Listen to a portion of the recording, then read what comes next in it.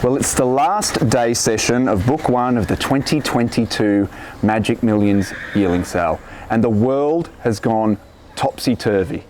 I'm joined by Adrian Bott and John Messara. Thank you for joining me, gentlemen. Adrian, first of all, the world's got a little bit of an insight on what it's like to be Adrian Bott living with Gay Waterhouse this week, with some incredible stuff that you can check out on across Gay's social media. Incredible access I think it's been great. we've been afforded. Everyone knows how well she is for the industry, how we're respected. But I think it's great to have that personal side of Gay. She's a lot of fun. That's why she's still here.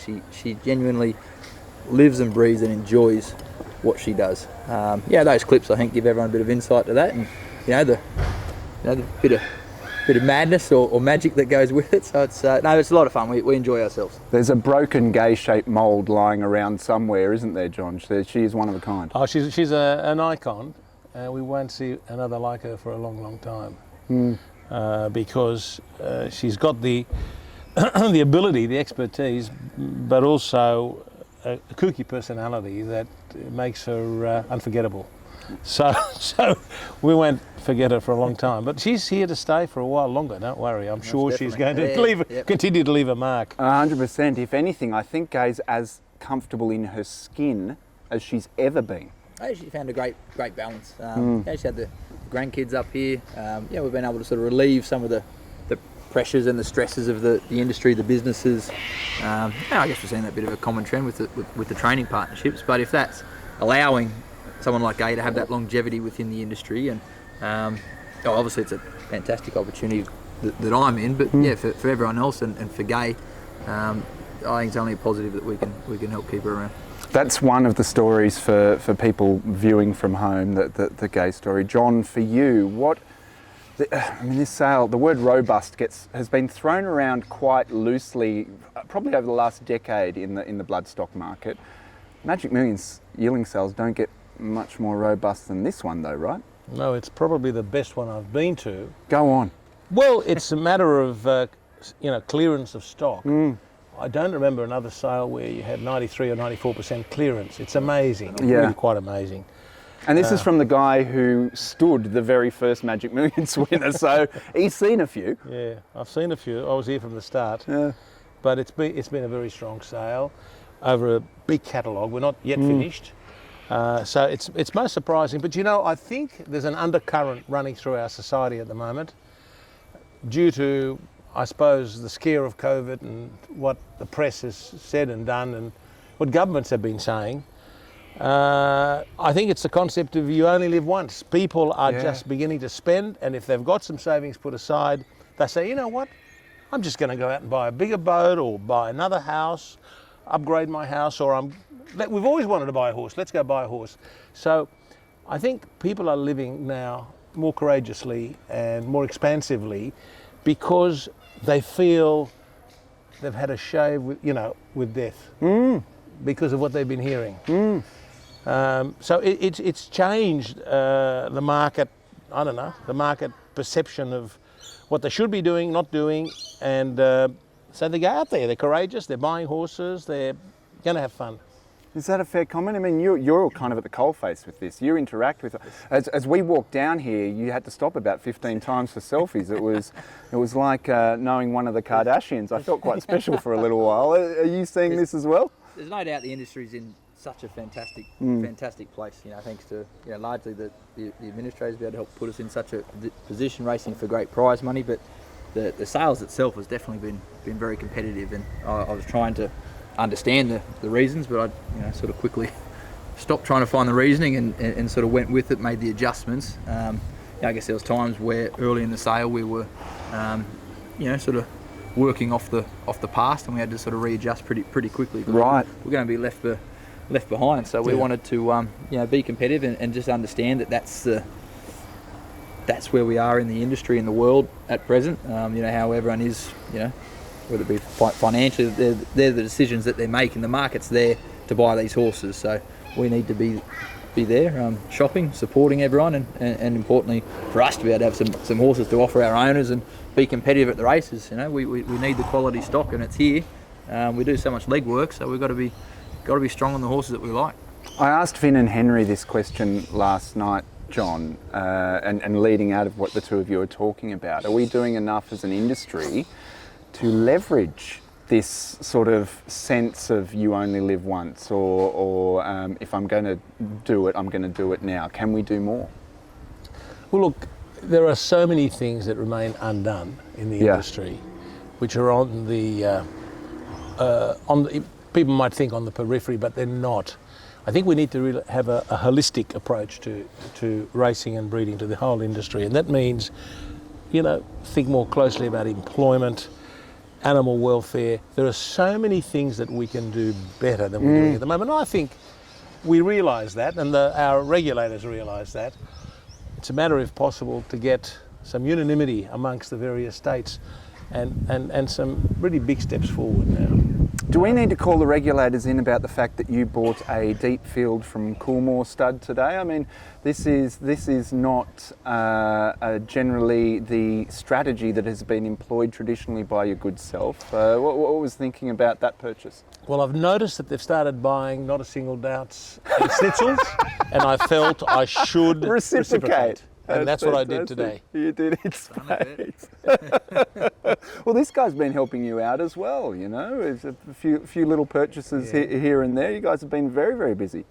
Well, yeah, the farms that are continually producing the results, and importantly the results at the elite level, which is where we want to be playing, where we want to be shopping. So, we love to support the draft each year. We've had continued success. Love coming back here, and hopefully love continuing a great association together. What do you think of the Autumn Sun? Fantastic. We've tried to secure a number of his horses. We're fortunate enough to get one late today, which we were strong on, and you had to be that all the way through the sale. We missed a couple all the way through. I thought he stamped them very well. I thought he was off to a tremendous start. So I'm sure that they look like they've gone to the right, going to be given the right opportunities early in their careers. So exciting. There's always risk associated with acquiring a horse, even a horse of that calibre, John. I mean, there's got to be risk. Was there a little bit of a, even this morning as the sort of numbers were starting to build? We went into the acquisition of the Autumn Sun with the belief that was probably, for us, at least for Arrowfield, under our standards, the horse with the most propitious future. He had everything that we look for in a stallion. However, the job's not over until those babies, years later, from the day you buy the stallion to the day those babies emerge and then start to race. We wanted to make sure that those babies went into good houses, good homes. And I'm very pleased with the quality of trainer that have landed this first draft. And I'm also glad that people haven't gone completely mad on them. They've sold for an average of $320,000, $330,000, which is very, very acceptable. It's 5 times the service fee, which is adequate for everybody. People have had a reasonable result on their investments in the stallion, but it hasn't set ridiculous expectations. Yeah, do you feel pressure then when the first season side gets a 7-figure lot or two? That must actually ramp up the pressure for you. Does. As I imagine it does as a trainer as well. Yeah, so I think we've got a very happy medium there. The interesting thing about that stallion is that we've looked at the 29 that were here on ground, and they've got about 3 things in common, all of them. They've all got deep girths, good deep girths. They're all easy, loose walkers, and they seem all to be very sound. We've done the X-rays on all of them, and there's a very high percentage of sort of 0 issues with X-rays. So I'm breathing a sigh of relief that they've gone into the right places, and that they look as they look, and they look athletic. And I'm looking forward to the rest of the sales, and then of course we look forward to next year when they start to run. I've had a sort of one of those jarring moments of deja vu. I love the word you use, and you're one of the few people that uses it with any regularity, propitious, that you used before. When I was a a young man, you used it about not a single doubt. That's probably the last time I think I caught you on camera using it. So, I mean, you must think a lot of the horse, and also propitious. Good horse name. Good name for an autumn You've given sun. me an idea here. Yeah. Or a deep field. Adrian might to steal it for the Bollywood colt. He bought a very nice Yes, colt the of us Bollywood, today. very I nice. love very that nice. colt. Yeah. Let's talk about the next stage of these horses' career, because Magic Millions have announced 2 new races to add to the burgeoning suite of Magic Millions races with big amounts of zeros at the end. That must be a huge help as a trainer when you are looking to recoup. Oh, look, the definitely. I think purchase it's prices. a great promotion being able to have that race day. It's such a big bonus. You can have these 2-year-olds here at the. Thirsty work. It's a bonus if we can have these horses here for these Magic Millions races, the 2-year-old race. But look, we're under no pressure to have them here performing. As I said, the natural ones will get themselves here, but there's so many opportunities for the horses. There's so many great races around. It's a long road ahead for these horses. They've got such a long career ahead of them. About developing the horses. So if they're here, it's a bonus. It's a great race day for them. It's a great promotion for the owners to get involved. But equally, it's all's not lost if we're not here next year. No, absolutely, and you're right. The addition of prize money is not the panacea for all of racing's many challenges, is it, John? But it is a nice little cherry on the top. Yeah, it's definitely part of the story and an important part of the story. And that money has to go right through the industry to keep people in the game.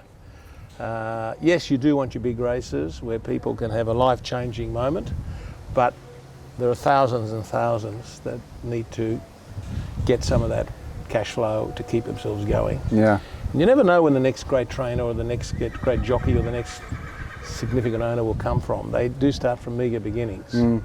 The other thing about this sale is that, certainly in our case, in the last 12 months, 2 horses have come from this sale which have been classic winners. Hitotsu, who's won the VRC Derby, and Profondo, who's won the Spring Champion Stakes. Now, they're 2 of the most valuable horses in this country, but they probably didn't do very much.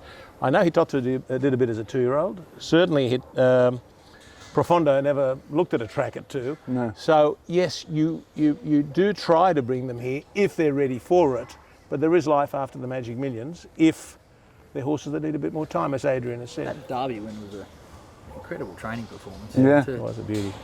Third up in the Derby, a mile to 2,500, and the way he won was pretty special. I was in awe of that. Oh, it was win. amazing. And The work what that must a went into horse like that be showing at home to have the confidence to take that risk, right, Adrian? Is it the horse must have a heck of an engine. it? Yeah, most definitely. So, and look, obviously the bloodlines play a significant part in that. And look, Kieran's a phenomenally smart trainer and excellent at those horses. I think even within the industry now, I think we're developing facilities that cater to preparing those sort of types of horses for those types of events as well. So no doubt that's an advantage for us as an industry going forward. But yeah, just watching from afar, I was just in awe of what must have gone on behind the scenes to take the risk to do it, and obviously just very astute decision to be able to put the neck on the line and do it. Yeah, absolutely. I can tell you because when we sell these horses, we don't really sell them. We stay in touch with them all the way through to the end. I can tell you that they're very confident about winning the Derby months ahead of time. Months ahead. Right. Of time. Yeah, months. It's a good fillip for those that say that there is still hope that Australians can produce an aerobic athlete as much as a sprinter as well, to see a few horses coming through at the other end of the distance spectrum.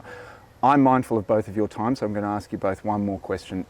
We've got one more session left of Book 1. Any bold predictions, be they equine, human, food related, anything that you predict that by the end of Book 1 or even Book 2 we'll be saying about the Magic Millions? Start with you, John. Well, food related, we haven't been poisoned by the food. That's been a very, very good thing. That's a great weight off all of our minds. You're right. I don't know whether that's a bold prediction. Equine, Obviously, some very good horses will come out of this sale. You know, we've seen plenty of nice horses around, and there's some well-bred horses here too. I think tomorrow night, we for one have some nice horses in the sale. We've got a very good colt and a very good filly, so we're looking forward to tomorrow night. But overall, I think the Magic Million has done us proud in terms of gathering the crowd they could under very difficult circumstances and continuing with the sale, because there were fears up to a couple of weeks ago that the sale may not take place in a physical form like this. And that would have been a bit of a disaster for the industry, because it's going to generate $220 million, and that's money that's badly needed to flow through the veins of the industry. 100%. And you know, so I congratulate them for doing that. I must say that the sale result is better than the one I thought we were going to have when I arrived here on ground, and I'm thrilled by that. But as I mentioned early in the interview, I think the psyche of people has changed a bit over the last year or two, and they're willing to be a bit bolder with investing and spending than they've ever been before, probably. Nostradamus occasionally gets one or two wrong, and in this case, it was a positive mistake. What about you, Adrian? I guess it's sort of intertwined, but I guess it's just going to be a sale that really sort of remembered showcasing the resilience of the industry, just through for the tough times, the conditions that we're here under, to set the records that they have so far to date. I think that's going to be remembered for a long time. And it's just the start of sale season. We're going to have plenty more yarns with Gus throughout the rest of the year. And of course, for all the sale coverage, go to tdnauznz.com.au. I can see Paul Messara out of shot. He's actually just warming up. He's like the Hitotsu of stud managers in terms of stamina. By the end of the year, he'll be just beginning to fire. Thanks for joining us, gentlemen. Really appreciate it. Congratulations. Both of you have contributed to a truly, truly memorable sale thus far, and I'm sure it will continue into tomorrow and, of course, the race day as well. Thanks, Cheers. guys. Thank you. The best.